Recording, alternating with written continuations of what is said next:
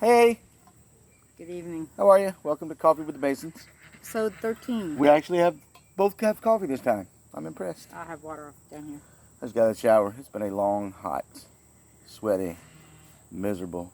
Did I mention hot?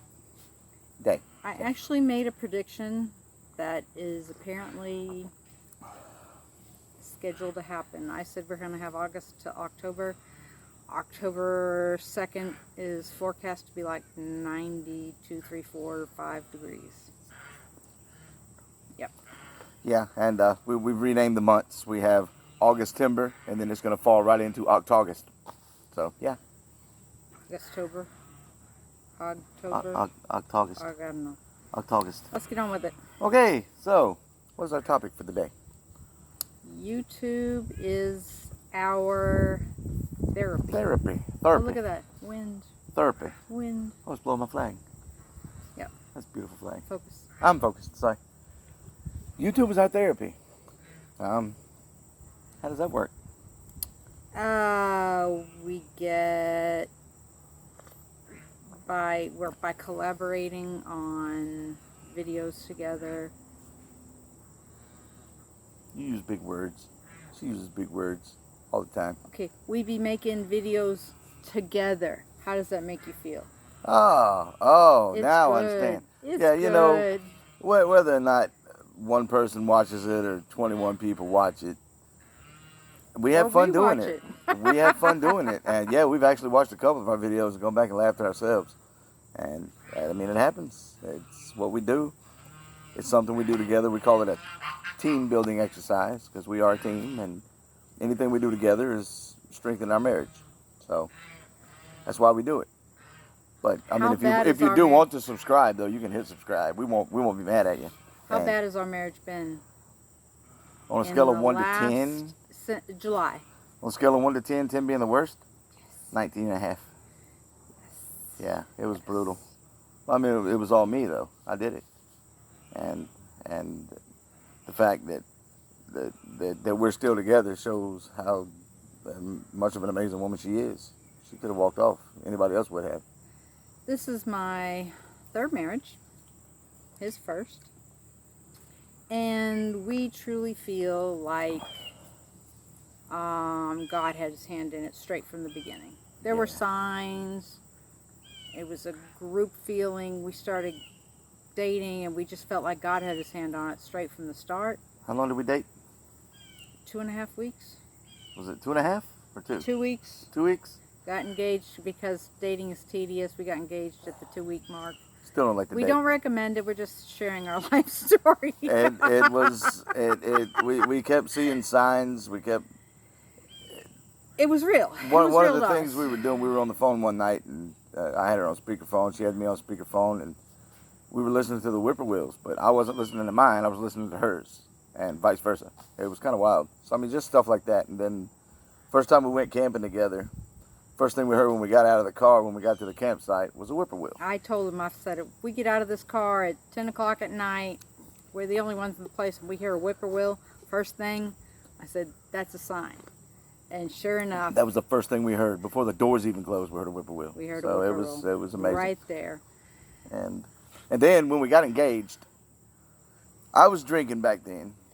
She was doing a little drinking back then. You know, a little. Much.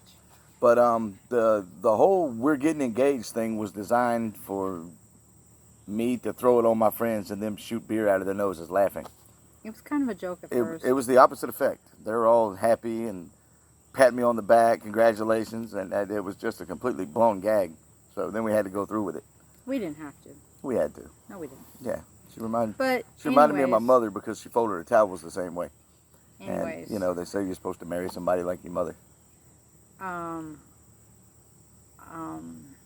are we going with this? We had given a little teaser about talking about becoming the person that you had hoped I would be. And I know I'm stealing this from Andy Stanley, so don't think I came up with this. I'm not that smart. There are people out there, myself that was included in that group, that think just because you meet someone and get married, everything changes. That is quite the opposite. Nothing. Finding Mr. Right is all you need to do. That's one of the myths. Yeah, it's a myth. Once you meet the right person, everything will be all right. There is no right person. What you have to do is when you meet the person that you decide you're going to spend your life with, you have to become the person that person hoped you would be. And I wasn't. I'm still nowhere close to being that person, but I'm working hard on it. The other myth from that particular series was a promise replaces the need for preparation. Oh, yeah. You know, you put a ring on. I do. Kiss the bride, then people have a party. That's the promise. But that's when the work starts. Doesn't prepare you for real life. That's when the work starts. When you make the promise. But just because you got me, because some of my friends told me that, you know, the fact that I got married, I had to be a different person. I wasn't a different person. I was the same POS. Now I have to work on it. I met you after you'd been out of prison a year-ish, more give or take. And he was actually a pretty cool person. No, you were. How I knew he was an addict when we married. Never thought he'd relapse. I thought those days were long behind him. I think he thought so too. He had never adulted all that much in the time we've been married. He still don't much. No, you learned to adult. You really exceeded both of our expectations. Got a job, and in 3 years he was doing really well and in charge of 18 other people. And that's when Satan's been attacking a lot of marriages in our church. I think he attacks when people are strong. That's when he wants to attack and tear you down, and you're not a light for the world. And he's been going after a lot of marriages of people we know, people in our church, family, everywhere he's attacking. It's a constant attack. And take it away. How did he get you? Drugs. He dangled the carrot right in front of me like that, and it was one of those things where, you know, I'm thinking, you know what, if I can just get through this night, I won't be back on this stuff. But how wrong I was. It was probably a good several month process just planning the relapse. Maybe even more than that, because nobody just wakes up one day and says, all right, relapse is happening today. That's not the way it happened. But I let him in. I focused more on my job, something that didn't matter, and walked away from the church and put my marriage on the back burner, and he got his foot in the door and tore the place apart. Yeah, he did. But we fought long and hard, but to make a long story short, so this isn't a 200-minute video,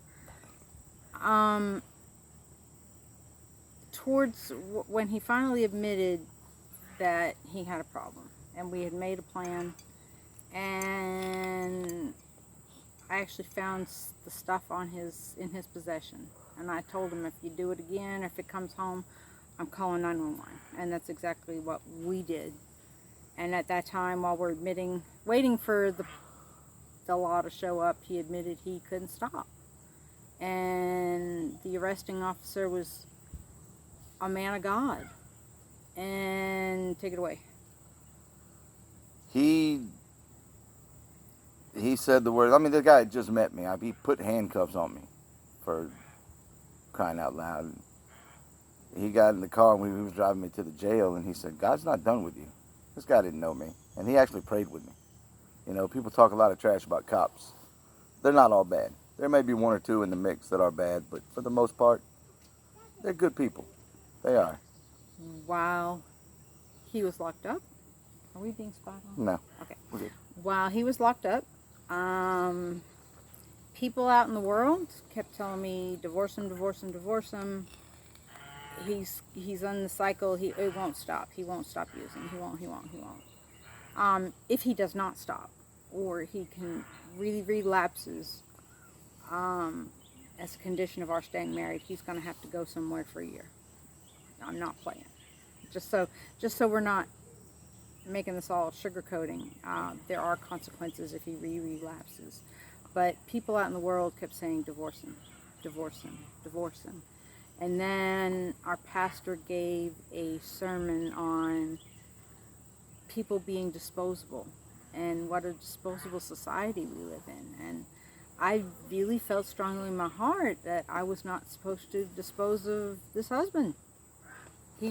I kept hearing and feeling the Holy Spirit tell me, I'm going to do a work in him. I'm going to do a work in him. Just wait on me, wait on me. And the first week he was there, you could just see him withdrawing. We could only see each other for like 2 20-minute video visits, and that was it. And probably by the 3rd week, he really started. You could see the old him coming out. It was I was hopeful. I started getting hopeful at that point. Cautiously optimistic? Cautiously optimistic. And she taught me that word. Well, but, people in church were like, we'll pray for you. People not in church were like, get rid of him. Mm-hmm. And I didn't want to throw you away. My best friend didn't even answer the phone when I called. Oh, that hurt. That made me so mad. I'm like, oh no, you're not ghosting him. You ghosted him. Yeah, it was... But you know what? It's looking back at it, I did it to myself, so I'm not playing the pity card. Well, such and such didn't answer. They didn't call. You know what? It doesn't matter. Doesn't matter. I did it. She kept me. We're fighting through it, and we're getting better every day. And every day, he's trying to be the person that I should be married to, that I deserve. Mm-hmm. And through making these videos, I've admitted some of my wrongdoings. I mean, it's not all... No, really. Like yesterday, there's been a couple. No, it's been a couple. And... Well, you did 1 3/4. Put your hands down. Yes, I'm trying to be the person he deserves. And that's how YouTube is our therapy. We're making these videos. We watch them. And we communicate. Oh, hey, you did this wrong. Oh, it was funny. I was almost excited to admit I was wrong yesterday. I was even more excited that she was wrong. So, yeah, and now I have video evidence with a time step. So and we also use YouTube for when we can't make it to church. There's a lot of good resources. Videos, and then there's some good TV shows on YouTube as well. There's some good resources about relationships and how to tackle problems. Mm-hmm. So we're trying to use this forum to tackle our problem, and if we can help someone else along the way, so be it. Mm-hmm. But we're helping ourselves, and we're working together and not separately and not fighting. Because if you had seen us 3 months ago, you wouldn't have given a buck for this marriage. Well, I mean, all my life, I've fought for a lot of things, and I've failed miserably. Everything I've ever done that was notable in my life, I've failed at. And I realized this time, I'm not going to fail here. The reason I failed all the other times is because I was fighting alone. This time I'm not fighting alone. So that's why it will not fail. I love this woman. Don't always like her. I love her. I didn't like you this morning. Oh my goodness. He does not wake up good. We have plans to go to Lowe's first thing. We went Lowe's first thing morning. No, first thing is 8 o'clock. You get your butt up out the bed. Well, there he was, sleeping. Hey, honey, you waking up? Hey, honey, you waking up? I mean, every 15 minutes, hey, honey, you waking up? I mean, you're a big grown man. Set your freaking alarm. Boom. I did. And she got up and annoyed me. Oh. And then he just started showing his hind end. And I'm like, no, you didn't. And I walked away. As we're taught to be slow to anger. Something he has, forget that. He's baby steps. Little tiny baby steps. But slow to anger. So sometimes I'll walk away. One of the points Andy Stanley made in that, the third part of that series, was you don't add ugly to ugly, because if you do, you're not going to get anywhere. If you're being ugly, then I'm being ugly, and then you've got two people being ugly. And actually, we've made the same point. he had been a total poop for a year. Well, 9 months. 9 months you were a piece 10 of months. poop. We'll go 10 months. And at some point, you're being a piece of poop, I'm being a piece of poop, and you just, at some point, somebody's got to stop being poop to the other person and change the rhetoric, change the tone, try and save the marriage. Instead, you know, if you meet poop with kindness or attempts to understand or attempts to help, or, you know, I'm not talking enabling.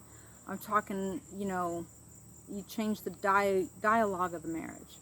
That person can't, if all they're doing is poop, poop, poop, poop, poop, sooner or later they will change if you're not meeting poop for poop. Does that make sense? Sure. That's what Andy Stanley said. Okay, so, any other words? I'm good. Tomorrow I'm going to tell you how God got me through prison. Ooh, are you including that in the book? Yes. Should you talk about it on YouTube? Yes. All I'm right, not telling then. all the stories in the book. I'm leaving some out. Okay. It's a method to my madness. All right, tomorrow, Tomorrow. to be continued. Cheers. Cheers. Thank you. Have a good day, guys.